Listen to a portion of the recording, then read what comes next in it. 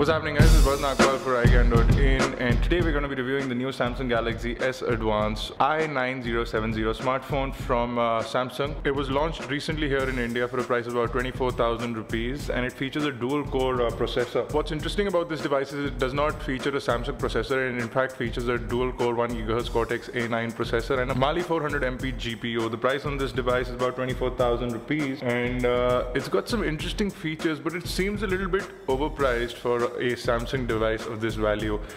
You can also get the Galaxy S2 for about the same price, and that has a lot better specs if you ask us. You do also have this sort of curved display over here. I don't know if you guys can see that very well. There is a sort of curve in the display, and you can make that out over here.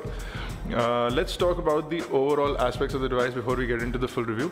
On the front over here, you will see the earpiece along with the front-facing camera. Camera is a 1.3 megapixel camera. You also have a couple of sensors over here.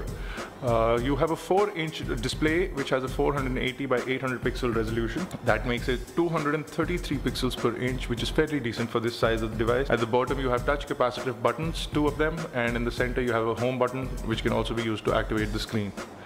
On the right hand side of the device you have the power lock and unlock button. On the top you have absolutely nothing, and on the left you have the volume rocker along with a tab over here to pull out the back cover. On the bottom you have the charging data syncing port, which is a micro USB port, along with the microphone hole and a 3.5mm headphone jack for all your headphones and hands-free kits. And although initially we thought that there's going to be a problem with this headphone jack, but it seems to work just fine with all sorts of headphones. On the back over here we have a 5 megapixel autofocus camera with the LED flash. It does do 720p video recording. You also have the speakerphone over here. You have a nice Samsung logo and a sort of texturized back cover. Not a lot of texture here, but it's very tiny, very finely texturized back panel. You remove the back panel from over here, and you will see the SIM card slot, the micro SD card slot, and you do have the 1500 mAh battery at the bottom, which does a great job of battery backup, and we'll talk about that later on in the review. So here's the lock screen of the Galaxy S Advance. Talking about the display, it's a nice Super AMOLED display, hence you see that black levels are really deep on this device.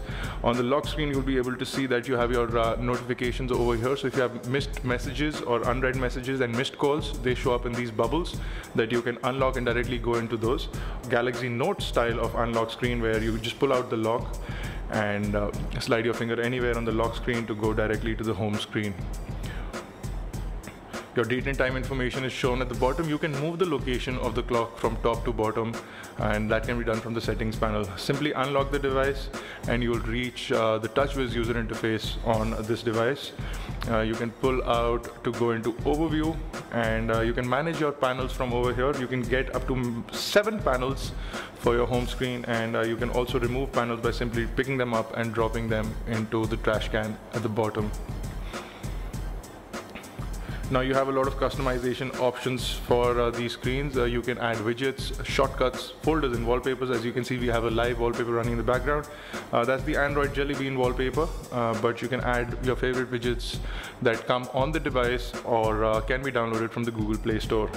Pull in from the top, you have your quick launch for Wi-Fi, Bluetooth, GPS, silent mode and auto rotation. You also have your notifications over here, which you can simply clear by pressing on the clear button, and all your notifications run away. Holding down on the home button will reveal recently running applications, and also a button to go to the task manager. Once you get into the task manager, you can manage your running applications and quit them to manage or to improve the responsiveness of the device. You can also clear out some RAM. If you go into all application list over here, you do get a bunch of apps that Samsung does install on this for you. You of course have the Samsung Social Hub. You have All Share application to connect with your All Share devices, stream media over the air.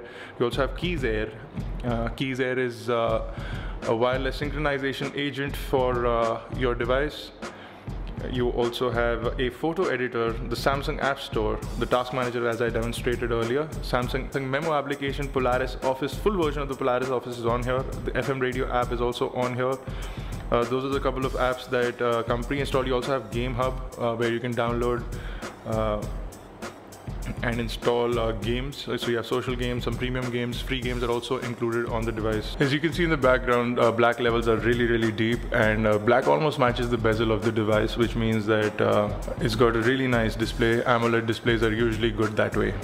Quickly jumping into the dialer, you'll be able to see standard Samsung style dialer. You can also initiate video calls from this dialer.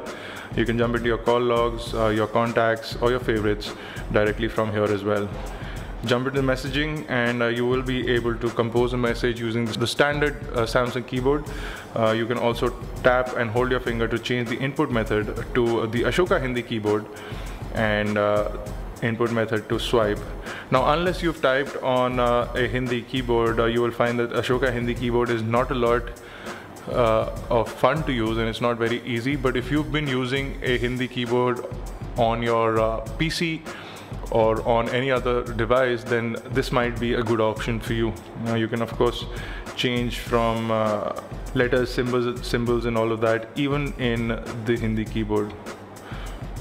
So numbers unfortunately do not come in Hindi, but everything else does. You can also shift from portrait to landscape. Auto rotation is turned off. So now that auto rotation is turned off, you'll be able to convert into landscape, and then definitely in the Hindi keyboard it should also do it.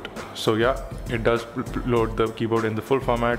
However, the typing box kind of becomes smaller. Over here in portrait, the typing box remains large. Quickly gonna jump into the internet browser over here, and we're gonna load up iGyaan.in.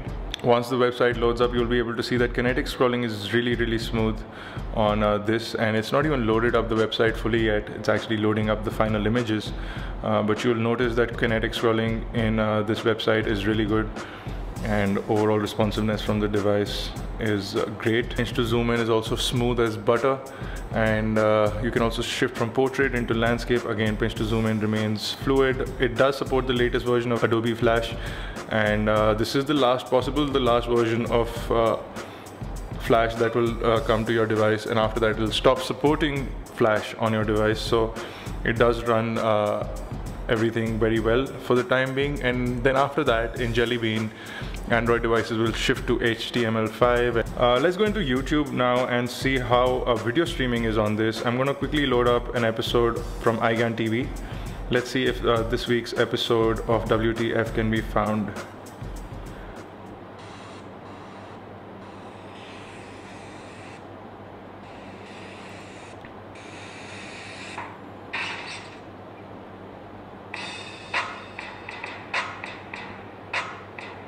Yeah, I guess this episode's gonna be good too.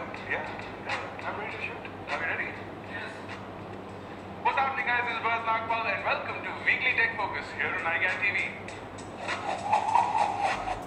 So you'll notice that color reproduction is absolutely phenomenal on this, and viewing angles are great. You can make out the video from the image from all angles, but the only thing is that as soon as you start to tilt the device, you start to see a bluish tint in the screen, and only if you view the screen directly face front will it look like the colors are okay. Just a slight bit of tint and the colors start to look bluish, and that's a standard problem with all AMOLED devices.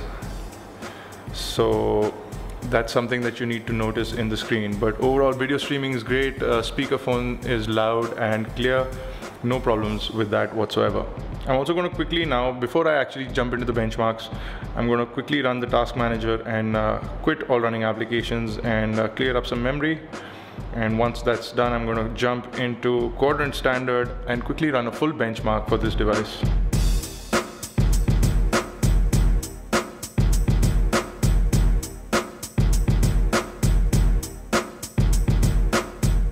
So the benchmark results are in, and the Samsung Galaxy S Advance ranks in above the Atrix 4G and just below the Asus Transformer Prime with a score of 2747, and that's an impressive score for the device. Pretty impressive if you ask us. And one more thing that I'm going to run is Nina Mark II, and that's going to be a quick test of that. Again, 34.6 FPS, almost 35 FPS. Again, pretty decent score on the Nina Mark benchmark. Now, talking about the overall usage of the device, we got about 5 hours of talk time on a 3G network, which is fairly good for this device. Actually pretty amazing for an Android phone running Gingerbread. We also like the fact that the device doesn't feel very heavy in the hand. It's actually very well built and it feels really great in the hand, and we feel that the size of the device is pretty good to hold in the hand. The sort of slightly grippy back panel makes it really comfortable to hold. You will notice that the device is curved, and like I said before, but it does somehow sort of become a little heavier at the bottom. If you see the taper edge, it's thinner at the top and it's heavier at the bottom. That kind of gives it a lot more grip to hold in the palm, and it makes it really comfortable to hold even against the ears. A slight curve over here lets it kind of sit around your face, not as much as the Nexus S. The overall weight of the device is 120 grams, and it's 9.7 millimeters at its thickest point, so it makes it a fairly slim device. In terms of responsiveness, we found that the device is fairly responsive. There was no crashing or lagging in the overall interface aspect of it, and if it does tend to happen, you can quickly go into the task manager and manage that as well. Overall, we're pretty impressed with the Galaxy S Advance, though we feel that it's priced slightly a bit more than it should be, and it should be for a price of about 20,000 rupees. So if it does drop to about 20,000 rupees in the price bracket, this would be a pretty amazing phone to buy in that price range. We will have a separate video for gaming on the Galaxy S Advance, along with a separate video for camera shots and samples, and we'll also demonstrate the camera in that video, so stay tuned for those videos. If you have any questions, comments or queries about this phone, leave those in the comment section below, or on Facebook, Twitter, Google+. We've also created a special Twitter account called iGyaan Q&A for your questions, so make sure you hit us with our questions over there, and if it's a featured question, we can hit it up on WTF next episode. For more unboxing videos, reviews and tutorials, log on to iGyaan.in. If you haven't already, then do subscribe to our YouTube channel. It's youtube.com/iGyaan, youtube.com/iGyaanTV. For iGyaan Networks, this has been Bharat Nagpal. Thank you guys for watching.